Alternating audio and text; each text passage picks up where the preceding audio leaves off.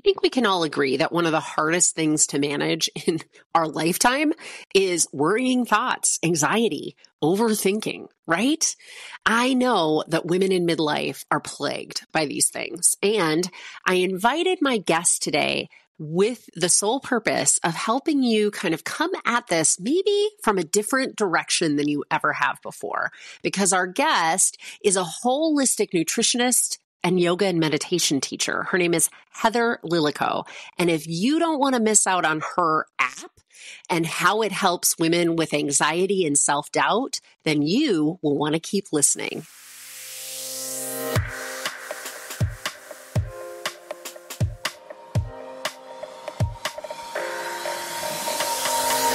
Welcome.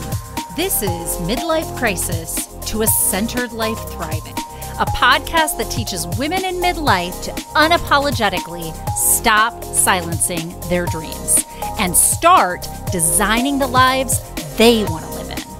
I'm your host, Dr. Natalie, and as a clinical psychologist of the last 2 decades and a twice-divorced single mother myself, I not only know how hard it can feel heading into midlife, I am living it right here with you. I have taken all the many failed attempts and lessons learned in my own life and combine it with my extensive clinical experience to give you the tools you need to make midlife the best time in your life. No joke. So let's get started.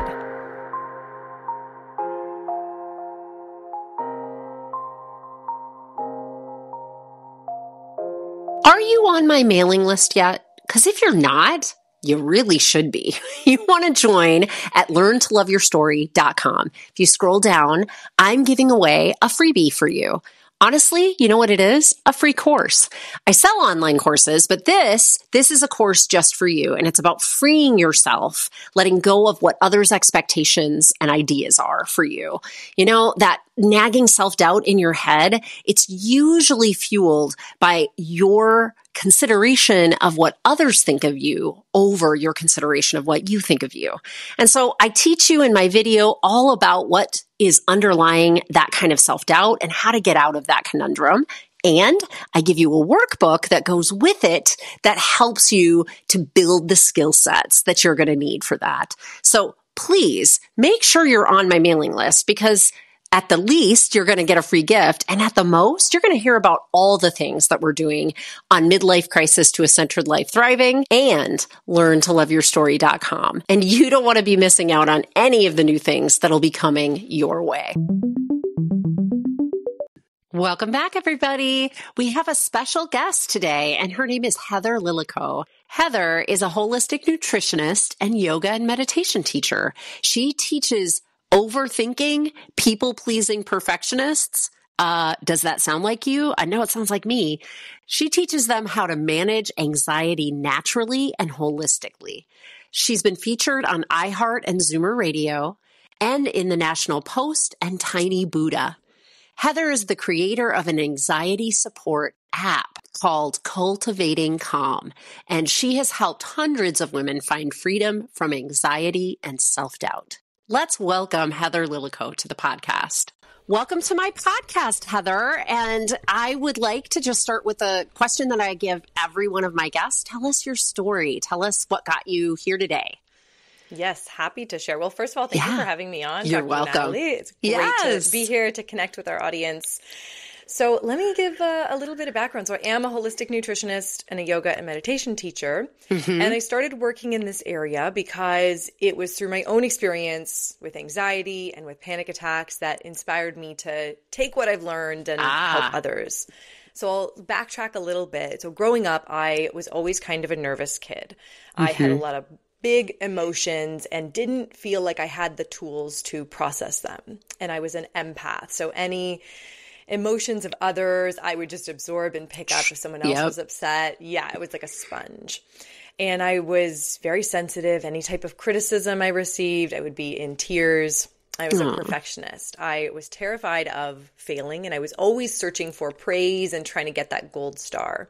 Yeah. And we know nothing of gold stars and people pleasing on this podcast. Nothing at all. I feel like I might have some commonalities with our audience. You might. Yep. My listeners, they know the inner mean girl quite well, unfortunately. Yes. That inner critic. Yeah. And for me, that inner critic voice, it started to get really loud when I went to university, and all of this self-doubt, this pressure to perform, it became too much. And I started to have panic attacks. And I remember the first one I had, I was at a crowded party and my heart started to beat fast. My palms got sweaty. My vision tunneled. I felt this overwhelming sense of dread take over. And so I locked myself in the bathroom and just slid down the wall. And I thought, like, this is it. This is how it ends. Like, I'm dying. And so I started living in fear then of, when is the next panic attack going to strike? Is it going to be when I'm out with friends, while I'm in the middle of a test, while I'm just trying to relax and hang out? So it got to the point where I was so overwhelmed. I was so on edge. I really didn't know where to turn to. So I went to my doctor and I said, I'm having a lot of anxiety. What can we do? And she pulled out a prescription pad and she started writing me out something for anti-anxiety meds. And I said, let's just pause for a second, because I really haven't explored, anything else yet. And so this is how I entered the world of natural wellness. Is I started by changing my diet. I added in some real whole foods that I learned about were helpful for anxiety, and I started to feel calmer.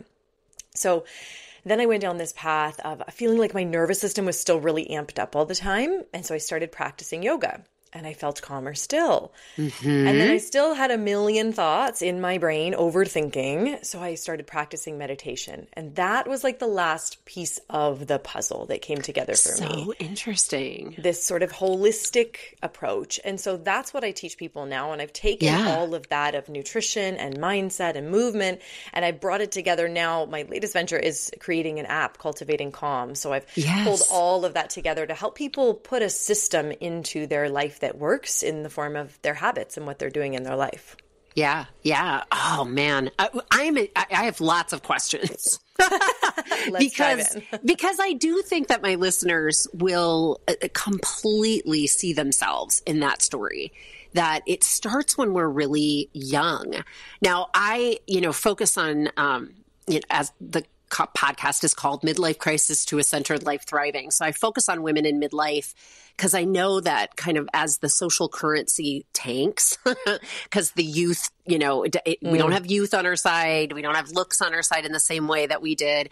And even our caretaking starts to look a lot different as our kids age out of our homes and become, walking, talking adults out in the world. And our jobs look a little bit, there's just millions of ways in which life starts changing significantly and quickly. I think that it kicks up this anxiety. I think it kicks up this kind of thinking.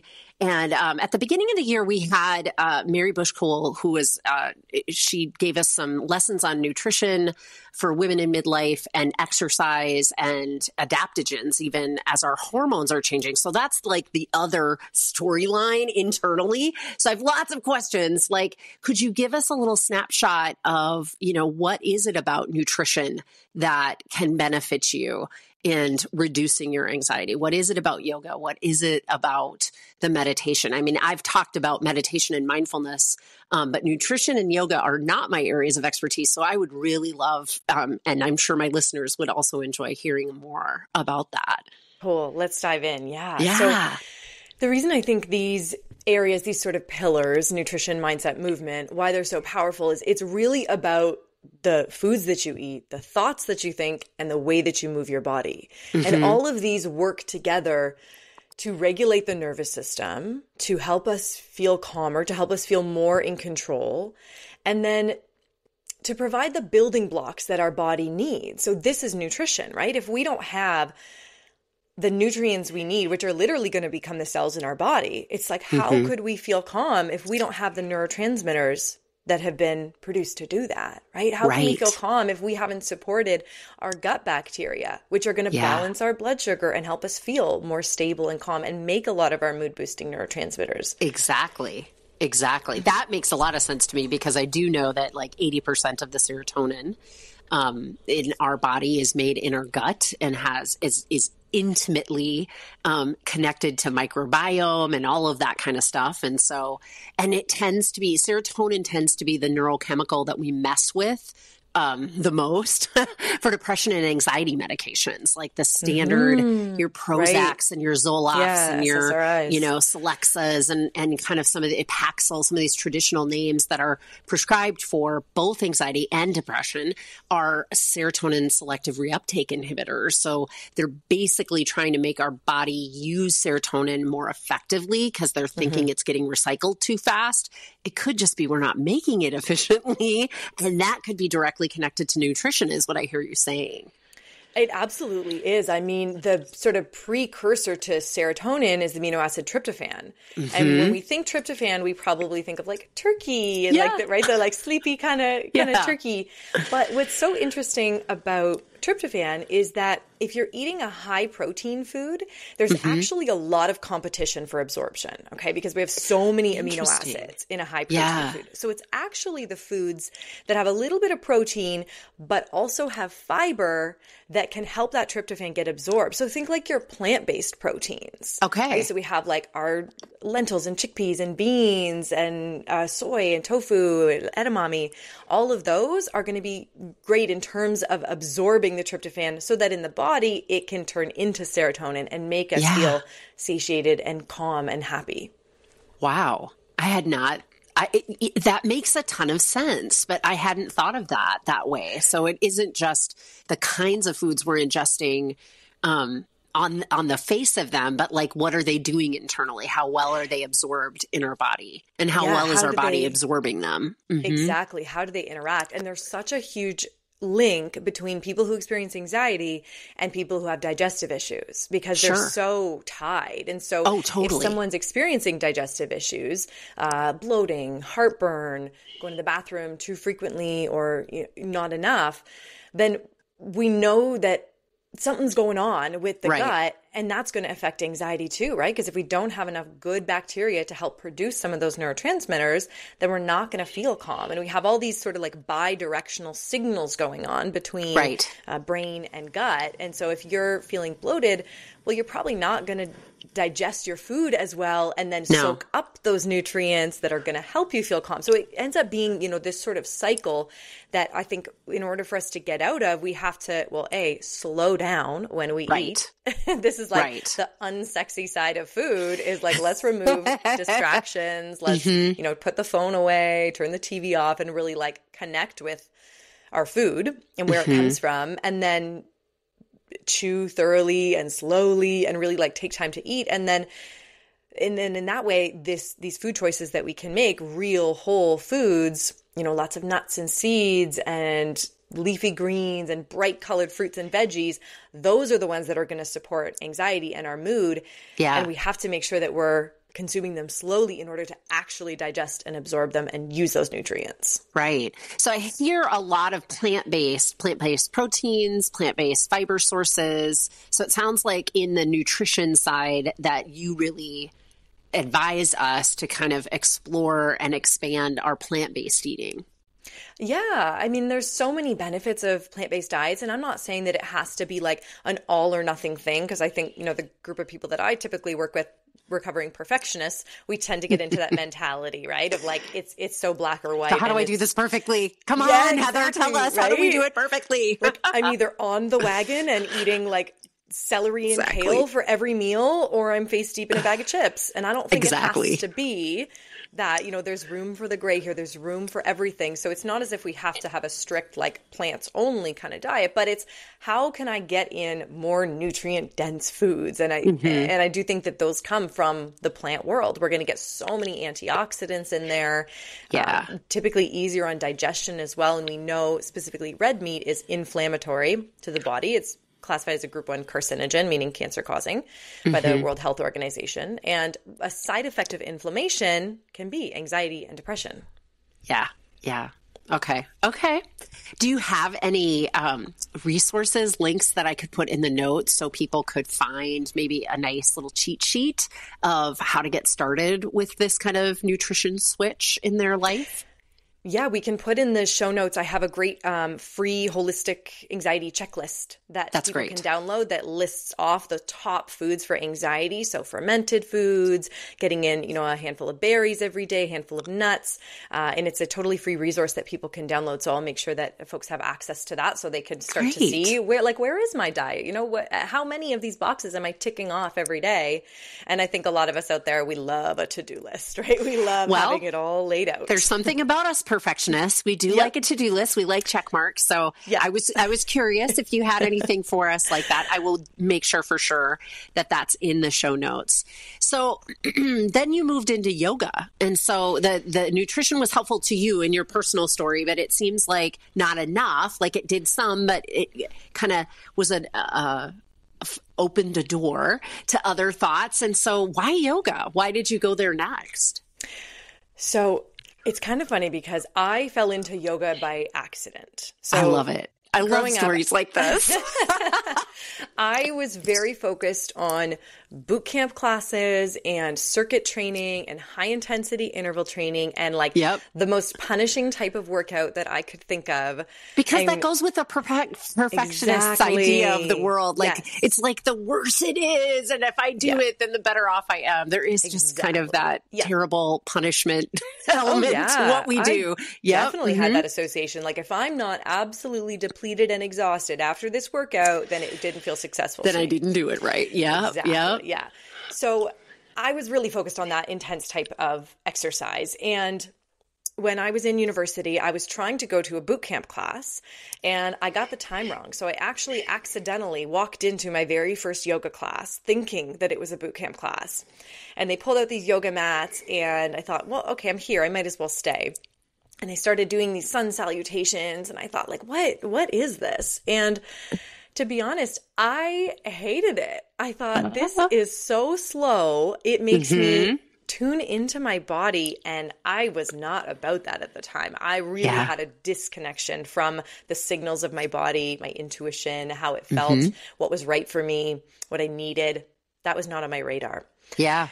So at first I really didn't like it. And then a couple months later, I got introduced to it again. A friend took me to a class and I thought, you know what?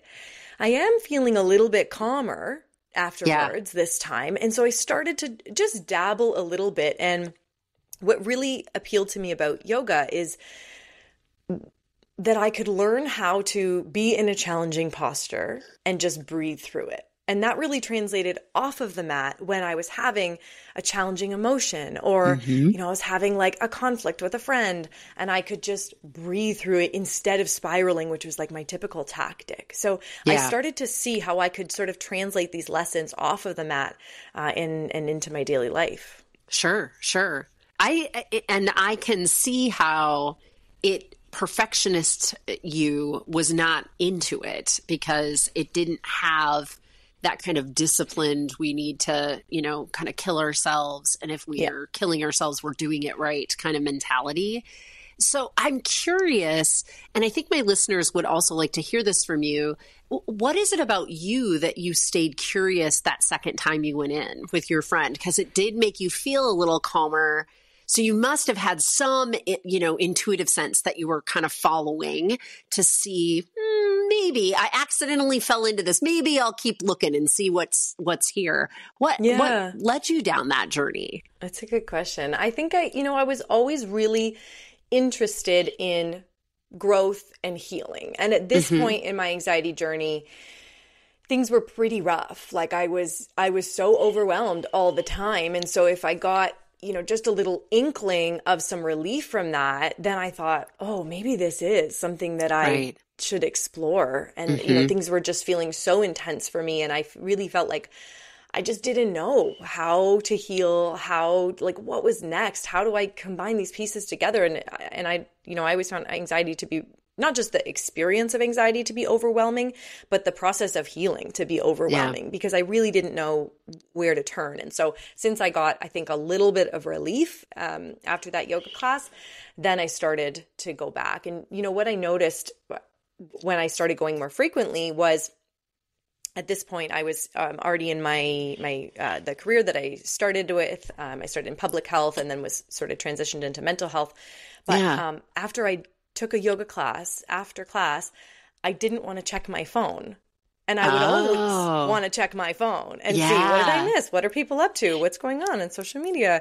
What are my friends doing? Am I being left out? And I would just this mental monologue all the time. And I didn't want to rush and check my phone. And I thought, oh, that's interesting. This is me feeling more connected to myself instead of feeling like I have to connect always outwards. So it really provided this sort of mindset shift. That's amazing. And it's such a good lesson for all of us to hear. I mean, I know it to be true as a psychologist that we divorce ourselves from our bodies pretty early on when we have a mindset like a perfectionist mindset. In fact, our body becomes kind of a nuisance to us. Like, stop telling me you have to go to the bathroom. Stop telling me that you're hungry and have to do things. Like, we need to stay on track and check the things off the list. And so we learn pretty early on to really ignore and push it off and dissociate from it. So one of the things that I think is so interesting is maybe nutrition was a gateway to you being more in tuned introspectively to your body. And then in doing that kind of interoception, then you were able to kind of listen to it a bit and say, there's something here. I don't want to pick up my phone. And that's curious. And I know that picking up my phone isn't always the best thing for me. And so I want to keep pursuing this just to see what will happen with that. That's pretty amazing, to be honest. Yeah. I mean, it's a good point. Yeah, I think, I can always connect the dots in reverse, right? And so at the time, I was like, this, okay, maybe kind of works. And then this maybe kind of works. And then seeing, it was really just a lot of trial and error. Yeah. And then now seeing like, okay, there's a system here. Like I can see what habits need to happen every day that help me maintain that kind of baseline calm. There's a quote, and I can't remember who by, but it's something like we only get to know life in reverse, but we have to live life forward. Yeah. And so it like there is that, like, you're constantly kind of in that dance. But what you're showing us and demonstrating through your story here is that you realized at some point it wasn't working for you because anxiety was uncomfortable enough and you were creating for you suffering enough that you were willing to kind of change things up and look at things differently. And I think even like I should go back and ask you what made you say that to your doctor, because some people won't even start there. They just take the prescription. And you challenged that first doctor and said, let's like back this up and maybe there's some other ways to do this. So there must have been some intuitive sense there as well for you. Yeah, it's an interesting point. I mean, I think, I was always like a little bit of a hippie. I think I always sort of wanted to figure things out a bit. And this to me felt like a bit of a puzzle. And I just felt like, for me, and like I'm not anti-medication or anything. I have a lot of clients who are taking it and it helps us, sort of get to that point where we can do the work. But for me, I just thought like, I just want to explore some other options. Right. And I was worried that if I was taking the medication, I was kind of worried that it would take away a part of me and who I was. Right. And that it would sort of like dull me down in a way. And I thought, I just want to be me. And I just want to be me. Right. And, and have like healthy habits in place. And I really hadn't explored that yet. And so I just wanted to kind of pump the brakes. And, I don't really even know what I was expecting from my doctor. I mean, in Canada, at least, like the medical system is so, oh, you have a problem. Okay, here's the immediate solution. And, we'll put a Band-Aid on it. But I really wanted to get to the root of what was going on, of like, why am I feeling so anxious? Like, what is going on? And to me, the medication wasn't going to provide that. It was a deeper exploration that I needed to do. No. And I mean, I really appreciate how you became a holistic healer as a part of this, because I think medical treatment in North America westernized medicine, because I think there are European countries that are like this as well. I can't say that this is just us. However, like it just wants to do symptom management. That's it. It doesn't want you to really discover what the symptom is necessarily. I mean, sometimes those go together. When you have strep throat, it's a bacterial infection. They're going to give you antibiotics and that's going to cure that for you. But, for something like anxiety, there's multiple systems that it's affecting. It's our endocrine system. It's our nervous system. It's our psyche, which, for those of us that kind of believe in conscious awareness being something that's kind of even separate from the body mind, it's a sliver of it, but it's got kind of its own thing because your mindset can influence so much about your biology. I mean, where do you begin? Like really, if you don't do it holistically, and you're only going after a symptom, if the symptom gets suppressed, you're like, okay, good enough. We're done. And that's not really fair to us, right? I mean, it doesn't help us all the way around. Yeah. At least that's my opinion.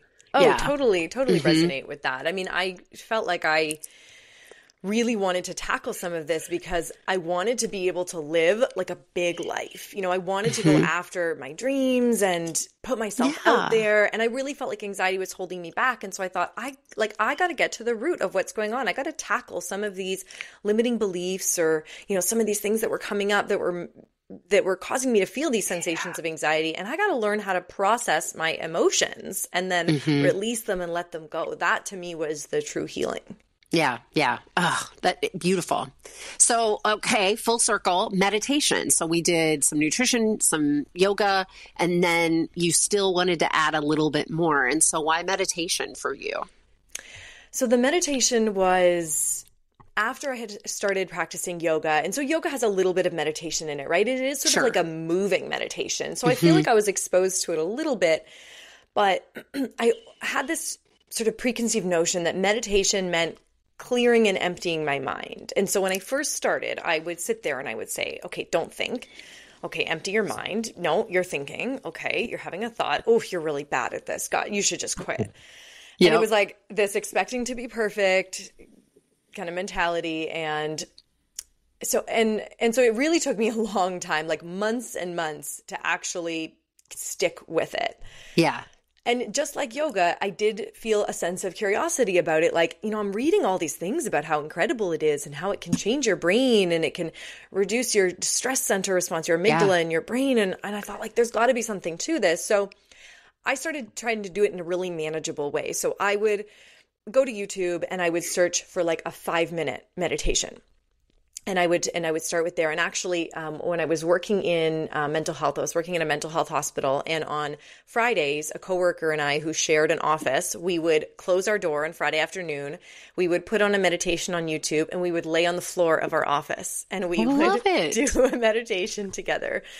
And so I started really getting more curious and a bit more serious about it, because after those sessions, I would feel a lot calmer. I would feel more focused. I would feel like I had a bit of a buffer between my reactions to things and what was happening, So if maybe a friend texted me and said, hey, can we talk? Instead of like an immediate, ooh, something's going on, an anxiety spiral, it was like, oh, okay. Oh.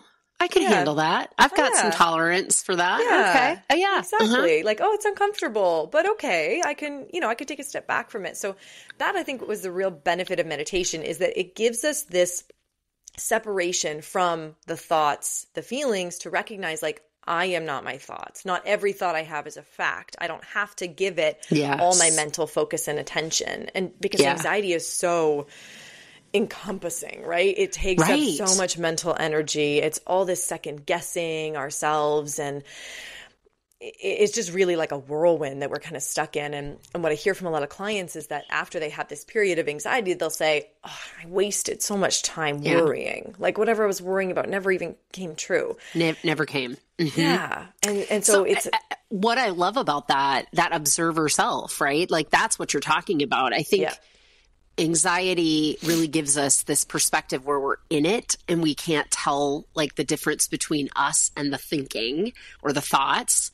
And meditation is just it's a process of kind of pushing back and seeing the backside of your hand. So then you identify, I'm the observer of the thoughts instead of the thoughts themselves.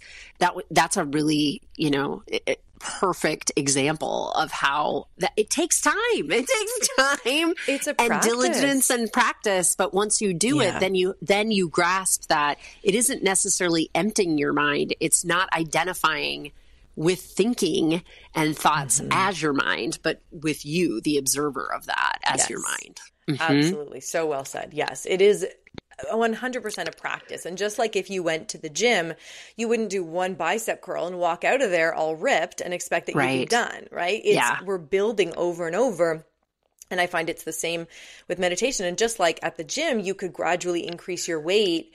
With meditation, we can increase the time that we do. We can, try out different techniques. And probably the most effective one I've seen in terms of perfectionism is self-compassion, is being able to offer ourselves kindness and sort of cut through that critical voice that's so mean that we would never speak to anybody else like that. Never, ever. Yeah. And I preach that over and over on this podcast and in my learntoloveyourstory.com coaching programs and courses, because I really think as you're building self-awareness, if you don't also build the capacity for self-compassion, you're going to see how you've participated in your own suffering and you're going to double down.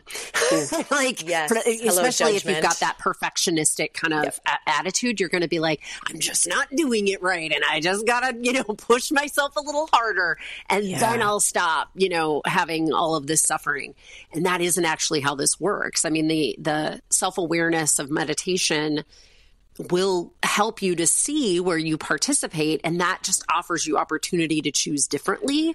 But if you don't have compassion when you're looking at that, if you just get self-critical with yourself, kind of just, rewinds you up in that whole negative system that's not working for you. This is so true, right? And then we get layered with the judgment and shame, and then we stay stuck, right? Because we think this is uncomfortable and it's like, I've done wrong, and we can't move past that, and we just end up falling off. And this is what I find with a lot of people in their habits is if they feel like they can't do it perfectly, right? If I can't meditate for an hour every day and exercise for an hour and eat, like as people would say, like quote unquote clean diet, then they just don't do anything. And I'm all about what's manageable in your life right now. How can we start to build in more consistency, and then we go for duration, right? Okay, cool. Then maybe we lengthen the walk that you're doing or the yoga class you're taking. But let's start with getting something in every day from these different pillars. Right, exactly. And I can't say this enough for my own listeners, for women in midlife, because your capacity for stress is reducing. Not because you're doing anything wrong, but because your biology is doing what it needs to do, and it's moving, creating estrogen from the ovaries to creating estrogen from your adrenal glands. Adrenaline comes from your adrenal glands, right? So we're taxing a very small organ on the top of your kidneys to now create estrogen in your body. And it takes about 10 years. And that's why it's, perimenopause is weird and takes forever. And it's, it's not like an overnight thing that you go into menopause, because there's kind of a transfer from ovaries to adrenal glands for the estrogen to be released. So it is normal that your body can't take stress the same. And yet, like, we as perfectionists want to kill ourselves, like, even more as we start to notice that we can't do this.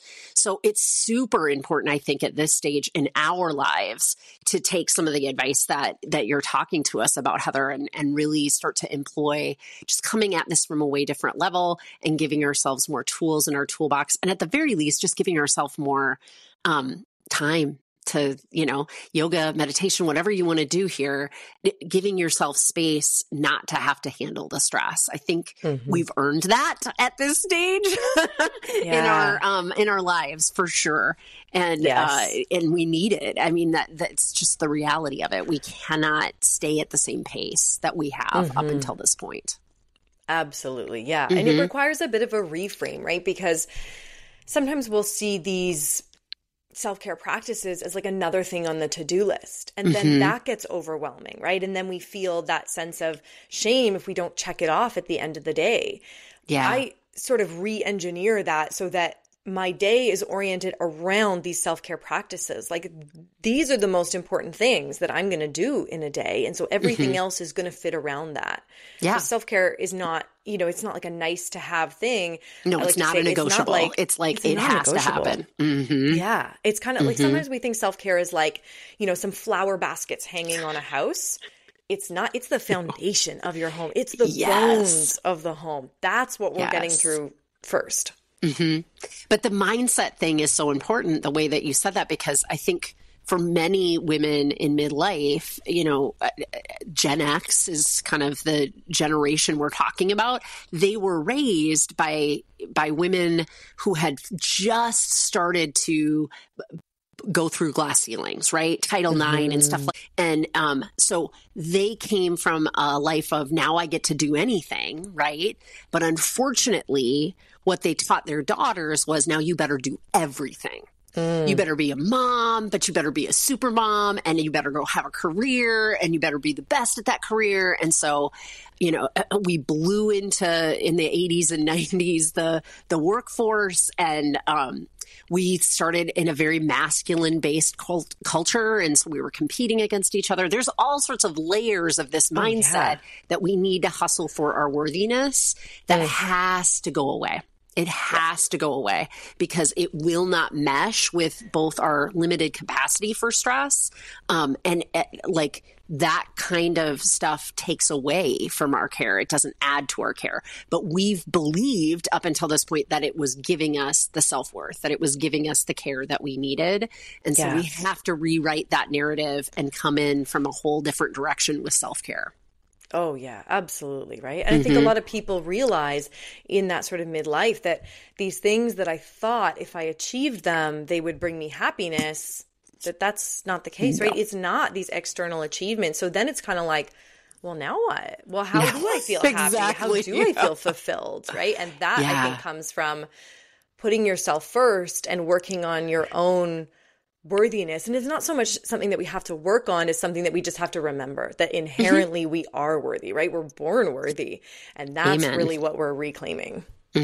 That's what we're reclaiming for sure. That it wasn't something that we created while we were here. It was something that preceded us. We're the only one of us and 8 billion of us on Earth.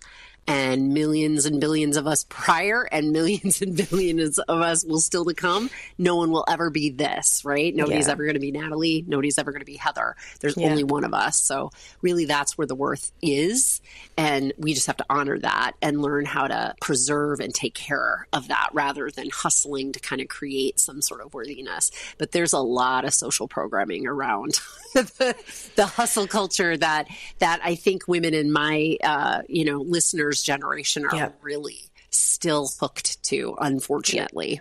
Yeah. It's an unlearning. And I find women specifically, and I mostly work with women, is that there is that mentality, right, of like putting others first and everyone else's needs come first and you fill up everyone else's cup first and then whatever's left, you get the dribbles. Right. And that's a reframe as well. And I think one of the best ways that we can show ourselves that we are worthy and we are deserving is through our actions, right? It's how are you spending time on yourself? And that's through your habits, right? What time are you dedicating to yourself? That's what shows you that you are worthy and does that sort of reprogramming.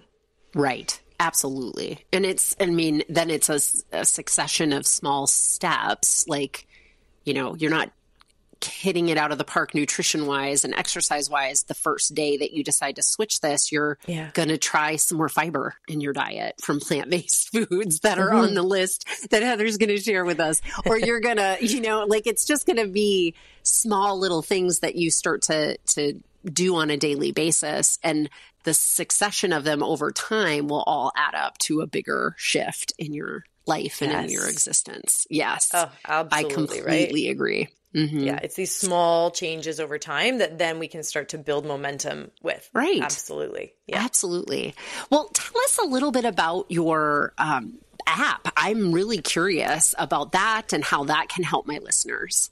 Sure. So Cultivating Calm was developed because I really saw this gap that I think anxiety is overwhelming and a lot of people don't know what steps to take. And then they end up trying to do everything and then falling off of it and then getting stuck just exactly where they are. Yeah. So I wanted to create something that was really convenient for people that they could access, on the go, and that brings together these pieces of the puzzle. So that on the app, there's a library of meditations people can access and like specific anxiety ones. So you have a big meeting coming up. There's a meditation for that. You just are noticing your inner critic is being really mean and loud. There's a meditation for that. You're having a panic attack. A meditation for that. So I wanted it to be really targeted for folks. And then there's a library of yoga classes of all lengths, of all styles. There's like restorative ones, pre-sleep stretches. Ooh, nice. Yes, very rejuvenating. And then there's a nutrition area as well. So there's delicious plant-based recipes that incorporate some of these targeted mood-boosting foods so that you can take the guesswork out of like, okay, but what do I prepare? What do I make? I don't have hours every day to cook. Let's make it really simple and really easy. So I wanted to have access for folks with all of that. And then I've designed some courses on the app as well. So these holistic courses that really bring it all together so we can get at, some of the root of what's going on. What are the beliefs we have about ourselves that we need to rewire and reprogram in our brain? Let's do some daily practices working towards that. And then the app also sounds amazing. Wow. It's a real work of pride for me because I've taken everything that I've struggled with and put it together in, an evidence-based way and then created this sort of community because I also felt like struggling with anxiety was really isolating and alone. And I felt like, I'm the only one who's having these thoughts. Turns out that's not true. And there's so much power in being able to share this and take away that shame. Right. So there's this real community aspect to it where we have like a private community board and people can share their wins, their challenges and what's going on. And then we have live meetings once a month as a community as well, where I teach on a masterclass topic and we can just come together and just sort of feel that support. And we're all working towards a common goal of living a more calm, a more free life. That's amazing. I love it. Well, where can they find this app and where can they find you, Heather? Sure. So I think we'll include in the show notes a link to the app. The app is called Cultivating Calm. So you can search in the App Store or on Google Play, whatever your device is, Cultivating Calm. And there's a free 2-week trial so people can test it out. They can start to explore and see how putting these habits into place every day, you already start to feel calmer within those 2 weeks. And then people can connect with me on Instagram is probably the best way. It's at Heather_Lil, Lil, and I share anxiety tips and struggles and how to work through it all on that account. That's awesome. Yes, we will have all of those links in the notes. Well, thank you so much for being on the podcast today. It was a real treat to hear all of the evidence-based science that's behind your specific program and can help us because I know my listeners are perfectionists like myself in recovery, kind of. And so many of the tools that we can get, we need for sure. So thank you. Well, thank you for having me on. It's great to connect with you and our audience today. Thank you.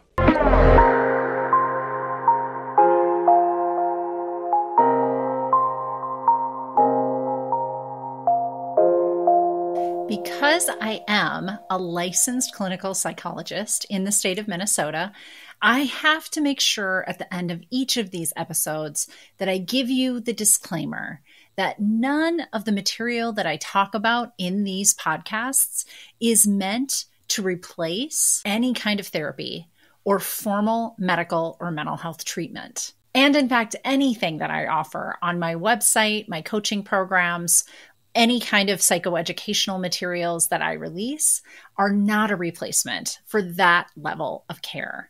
So just take that into account when you listen. This is information for you, and hopefully you find it of value, both as an educational tool and for your entertainment. And I also want to mention that if anyone you know is in a mental health crisis, needs additional help, I always include these 2 crisis resources. They're available to anybody.